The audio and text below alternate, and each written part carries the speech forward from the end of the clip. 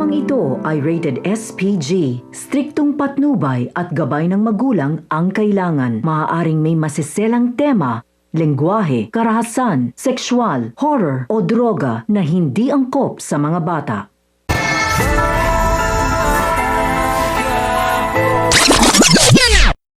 Nagpaalam na nga itong si Tanggol kay Mang Berting na dadalawin muna niya ang pamilya nito sa Quiapo. At kahit nga galit si Mang Berting dito ay hindi pa din niya matitiis itong si Tanggol at ibinilin pa nga ni Mang Berting na mag-iingat ito at pakiusap nga ni Mang Berting na wag muna umanong sasangkot sa kahit anong gulo si Tanggol. At sa pagbalik ni Tanggol sa Quiapo upang bisitahin ang kanyang pamilya ay makikita naman niya sila chairman at ang mga tanod na pinaghahanap siya. Dahil siya ang itinuturong suspect sa pangluloob sa bahay ni Rhoda at ang sumaksak dito.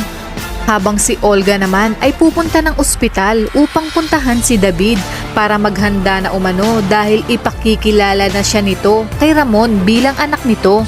Sa kabilang banda, matapos ngang isumbong ni Celine sina Chiki at Mokang kay Mama Janet dahil sa sleeping pills na pinaiinom ng mga ito sa mga client ni Mokang ay pinagalitan nga ang mga ito ni Mama Janet.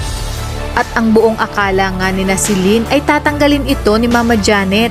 Kaya naman sa pagbalik nila Mokang at Chiki upang mag-practice na ulit ay muling nagparinig itong si Celine na andito na daw pala umano ang matatanggal sa club.